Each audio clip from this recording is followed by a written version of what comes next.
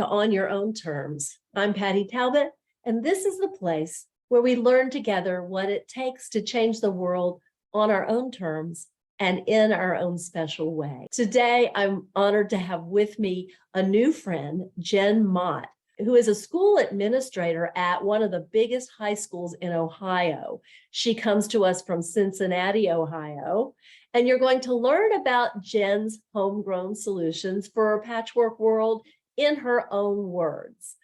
I was fortunate to come across Jen in the Heroic Public Speaking program, a program called HPS Grad, where we were students together last fall.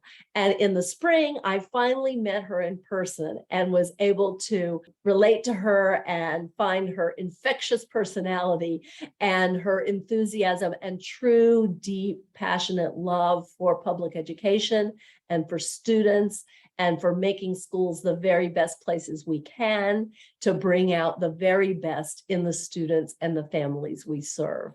But as you'll learn in Jen's story, there's a secret talent behind her awesome skills as a teacher and an administrator and as a champion for education. She brings a special skill set that delights and inspires. And in recent years, she's figured out a way to bring those special talents, I'm not going to break the secret to you, those special talents together with her talents and gifts as an educator.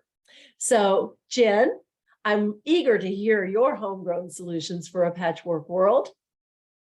And we'll talk a little more at the end. Welcome, Jen Mott. Thank you so much for having me. I'm excited to be here. Love the work you're doing and love following, especially from one educator to another. So I am born and raised in Cincinnati, Ohio, and I am the product of two school teachers, and one stayed in school teaching her whole career, my mom, and then my dad was a teacher, turned into a school administrator, and ended his career as a college level administrator. So went into higher education. He still does consulting work throughout the country and really the world with accreditation. And so I just grew up in a house full of educators, not only just the two of them, but really our whole family is educators. So I always knew I wanted to be a teacher, and I always saw the power that the teachers had on me and the impact that they had on me. And I just wanted that same thing for others because of the mentors and the teachers that I had who built into me. So I went to the same school, kindergarten through 12th grade, had a really great experience, super supported, encouraged the whole time. Was a student athlete playing volleyball, basketball, and lacrosse, and loved the student athlete world. And when I graduated high school, I knew that I wanted to become a teacher. And by the end of high school, I was fortunate to get to 3 summers in a row of European vacations. And after traveling to Europe, I knew I loved Spain, and I knew I loved the Spanish language and culture. So I decided to teach Spanish and went into UC, University of Cincinnati, and I got to be not only a student there learning about teaching high school Spanish, but then I also got to be a student athlete playing Division I college lacrosse. And did that, had a phenomenal experience, went straight into my master's program, curriculum instruction, also education. And so by the time I started teaching, I already had my master's in education with a lot of kind of long-term goals, but I was a really happy high school Spanish teacher, volleyball, basketball, lacrosse coach, giving back in the same way that people had impacted me. And that was really exciting to be able to do that right away and have just kind of a clear vision and just see it through. And then over the years now in my career, I've been over a decade into education now, and I've been in 6 buildings in 5 districts, and I've just loved every second of it. So I currently find myself as an assistant principal and athletic director at one of the largest middle schools in the state of Ohio. And I love it because it blends both my worlds of loving student athletes and loving the world of athletics and the impact that it plays on the school world, but still getting to work with our teachers and our staff to talk about good teaching and learning and what effective teaching and instruction looks like. And I finished my doctoral program at Xavier University a few years back, and now I get to teach at the college level and build into the next generation of school administrators. So I get to work with graduate students who are teachers and who are trying to decide if administration is the right path for them and what school leadership looks like.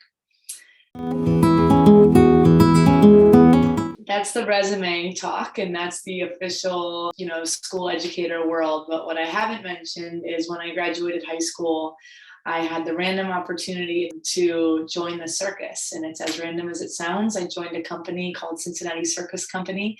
And now for 16 years, the longest job I've ever held, I have been an entertainer with the Cincinnati Circus. So I'm a juggler and stilt walker, balloon artist, and fire performer with the Cincinnati Circus Company, serving families, communities, organizations, professional athletes from all over the city and really all over the Midwest in that capacity. And so it was a really fun college job, turned into a very awesome side hustle that I've been able to keep over the course of my career. It's seen me through college, master's, doctoral program, six different buildings. The consistent job has been the circus. And so all of those other changes have been made, but the circus has been constant.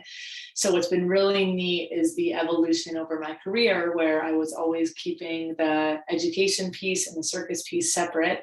And over time, as I've grown in my career, I saw just this natural meld of the two. And so I've merged them in the last couple of years, where my company has been kind enough to call me the Entertaining Educator.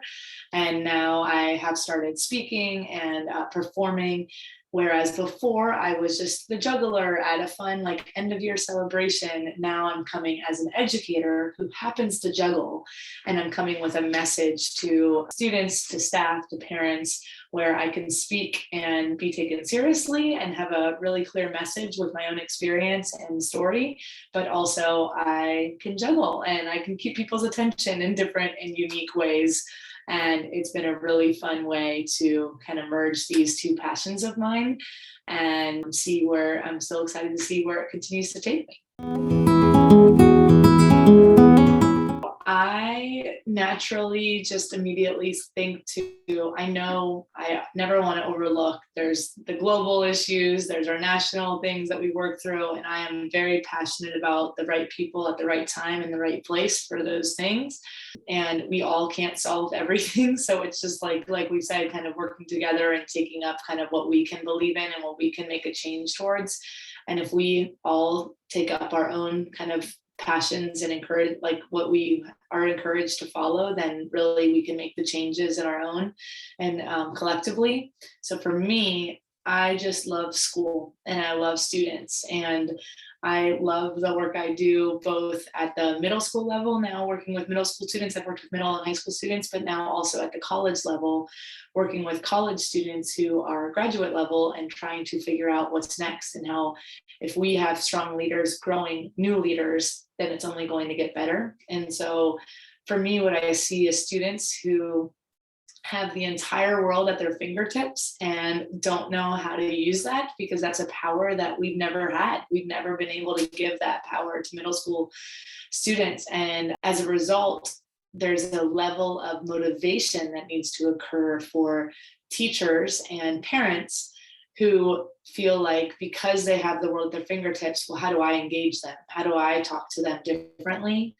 And so what I see is this really interesting crossroads that we're at in the educational world of teaching students that this is not the bad thing, it's how we use it, and that it can be used for good. And so we are working with our students and our staff in our own community to create kind of our own boundaries around that and what that looks like, in a way where the language is not that it's bad, it's just that we don't necessarily have the language, or the middle school students don't have the capacity yet, not to any fault of their own, to know how to use that tool for good. But man, there's such power here. And so for a teacher to say, this is what's bad, that's not the correct way, right? It's really about how students are using it and leveraging that power in the proper ways, in the proper channels. It's also for the adults to flip the switch of how we used to think and what we used to decide was the right path for students, that we need to understand that that's not the right path necessarily, that was our right path, But there are so many jobs that are created every day because of the technology that we can't even fathom. We don't know how people make money off of that. And I know you can think of examples right now. It's like, how does anyone make money doing X, Y, and Z? But they do. And the reality is we can't go off our old script. There's a new script being written. And so it's creating this kind of like meeting point between the teaching and educator generation and the ones who are the students now, and being able to come together and say, how can we make this work for all of us?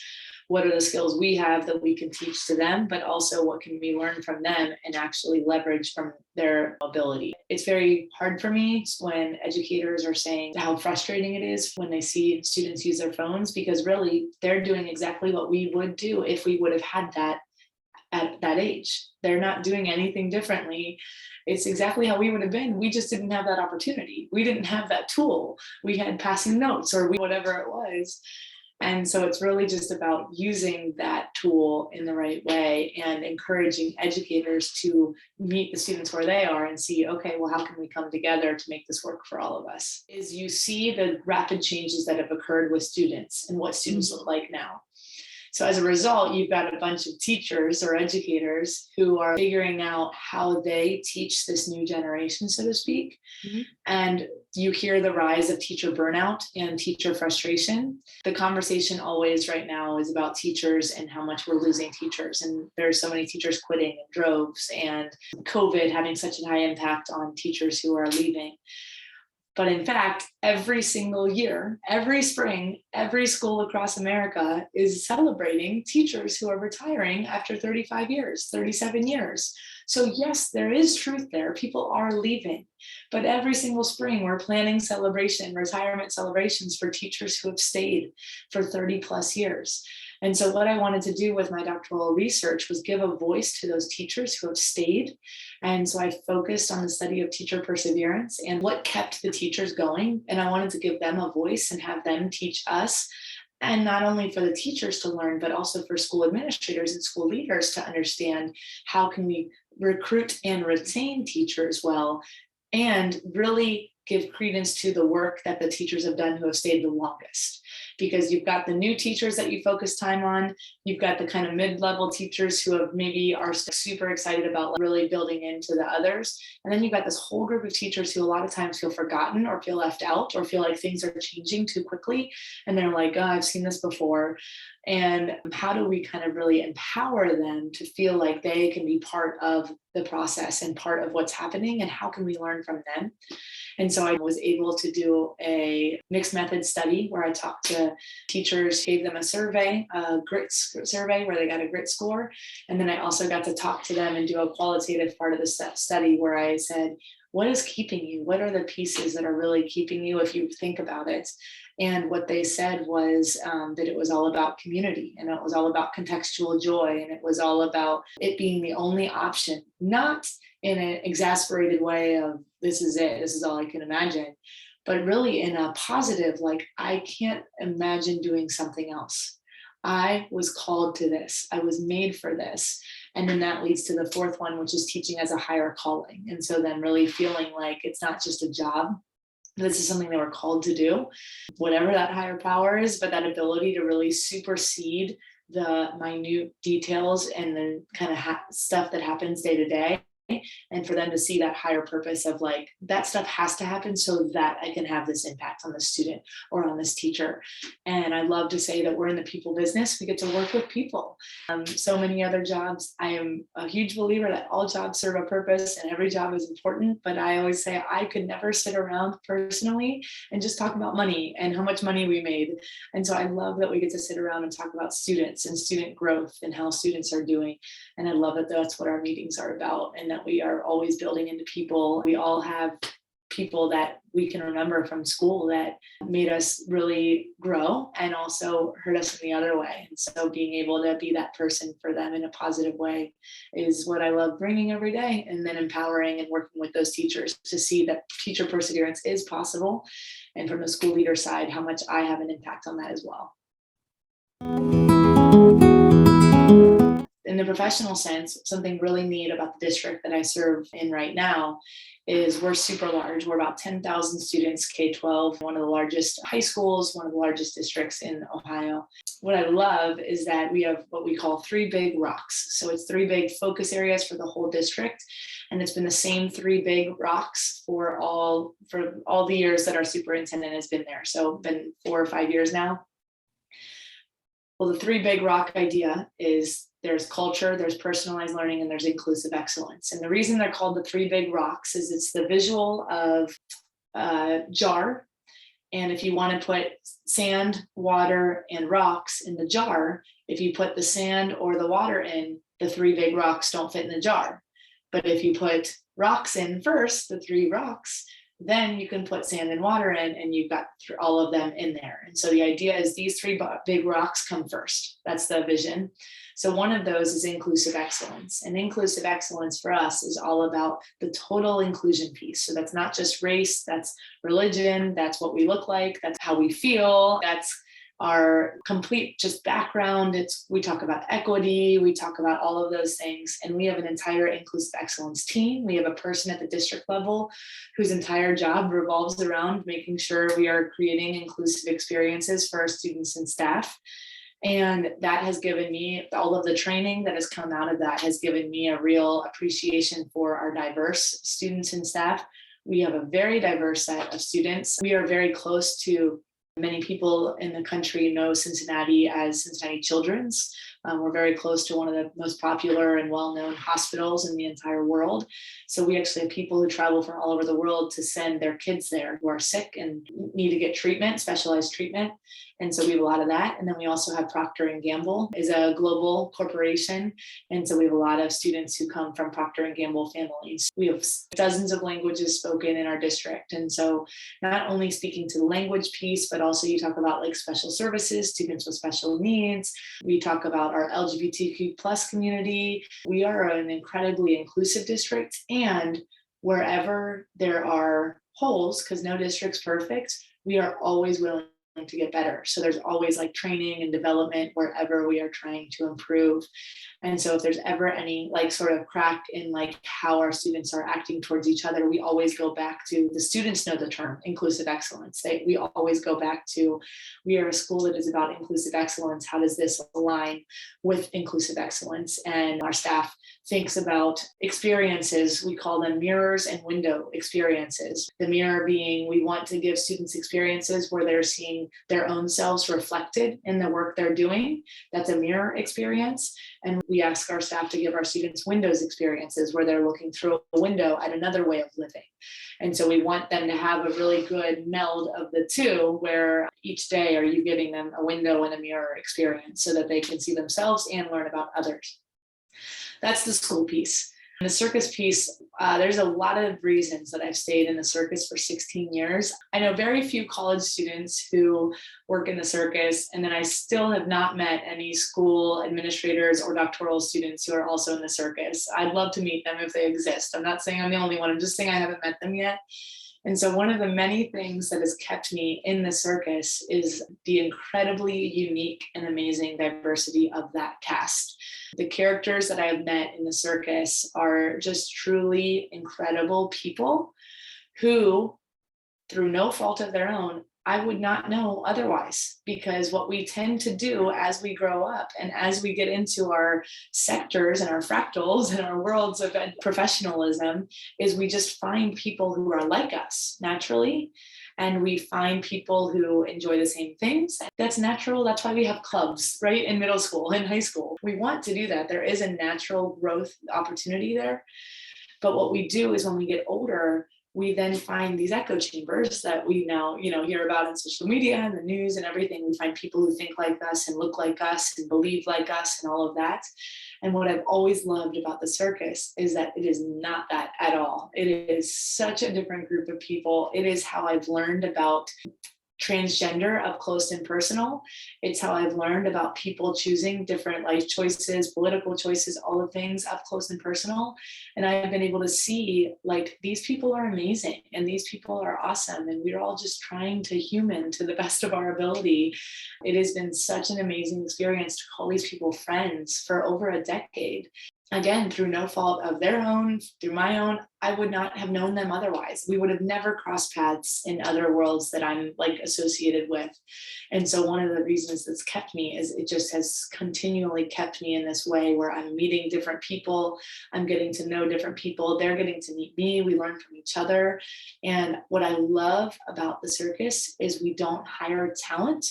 We hire really kind people who just want to meet people and like make people's day. And then we teach the talent. And I love that mindset.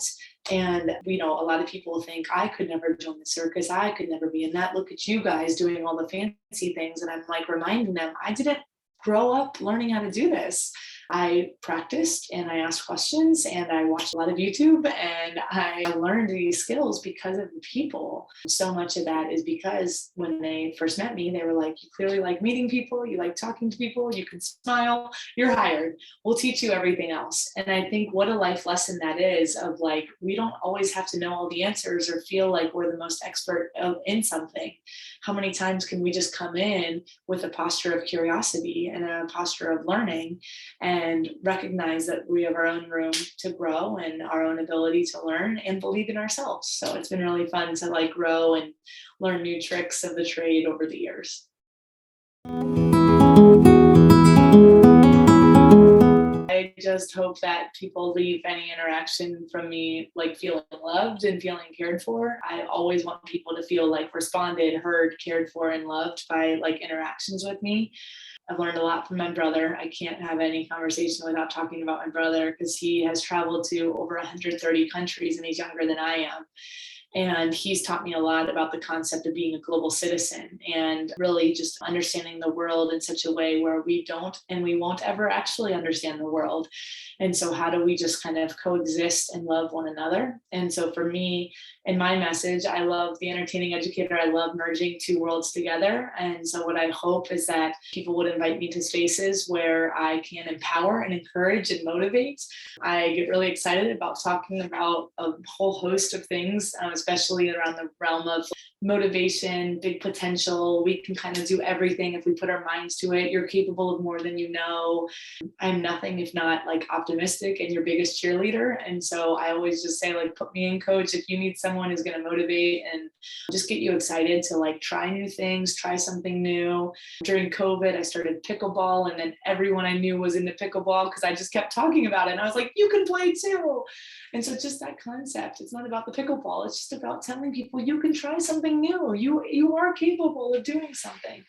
And so when we talk about the world, it's like at its simplest core, helping people feel loved and special and able to do more than they can imagine. I just love speaking in front of whether it's small groups of students in a classroom or larger audiences. Last year, I had the opportunity to speak to our entire district. It was over 1,000 people, and it was so fun to have them all in an auditorium and just juggling and getting people up on stage. We had our superintendent eat fire, and we had some principals walk on stilts on stage behind me, showing people like, look at what they can do. It's not just me. It's not about me. It's about you. It's about what does this unlock for you? And it's just been really fun to be on a mission to tell people that they are capable of way more than they can imagine. And especially our students who are hurting or confused or figuring out life, and just being able to give them a different vision for their future and tell them that they are capable and that what they see right now is not it. It's not the end. There's way more coming towards them, and they have way more agency the older they get and the longer they stay around to make their own decisions. So those are some of the pieces in the world that I feel like I can try to fit in certain ways. And it's been a fun experiment so far, and I've really enjoyed some of the opportunities I've gotten, and I'm excited for what else is to come. I have I mostly naturally worked with educators, but what's been really fun is expanding my reach and the conversation to just be more generic and general leadership and how we can empower and how we can think outside the box and all of that. So something I've started doing is offering balloon animal workshops where I teach adults how to do balloon animals, and I relate it to the work we do and how it's like thinking creatively and learning new things and having empathy for learners, whether it's our own employees who are learning something new that we're training or anything like that. And then, of course, like the big potential stuff that I was just sharing. Right now, still connected with the Cincinnati Circus Company, and they have a page for me at cincinnatiCircus.com/Jen-Mott. I can be found on Facebook and LinkedIn and Instagram, pretty much under Jen Mott or J Mott or Entertaining Educator, most places. So I'm happy to connect with anyone, would love to partner in any way, and definitely excited to push the work forward however anyone gives me the chance. Jen, thank you so much. I know our audience has been inspired and delighted by the way you brought together your special gifts as a circus performer with your special gifts as an educator to relate to people. I think there's nothing more profound than this ability to connect human to human. And we can do that in traditional ways, of course, by speaking and listening. But when we bring that element of delight and the element of curiosity and the element of hope that you can learn something new and delightful, then you draw people to you in a special way that makes them want to be with you and learn from you, and also find the potential within themselves. I know our audience will want to follow you at the sites that you've given us and find opportunities to engage with you. If you're an educator, Jen has shared with you how to do that. If you're a non-educator, there are also ways that you can get in touch with Jen so that she can bring her special gifts to your initiative or organization. I hope you will reach out to her to do that. I also hope you'll reach out to me through blueroadseducation.org to learn about our work to cultivate Changemaker You. There are 16 skills that all changemakers have in common. You can see that Jen has them, and I know you have at least some of them. And my work is cultivating your confidence that you have and can develop all of them so you can change the world on your own terms. So tune in next week on your own terms. In the meantime, may you be grounded in your beingness, guided in your doingness, generous in your connectedness, and inspired in your reflectiveness so you can change the world on your own terms. I'm Patty Talbot. I'm always learning, and I know you are too.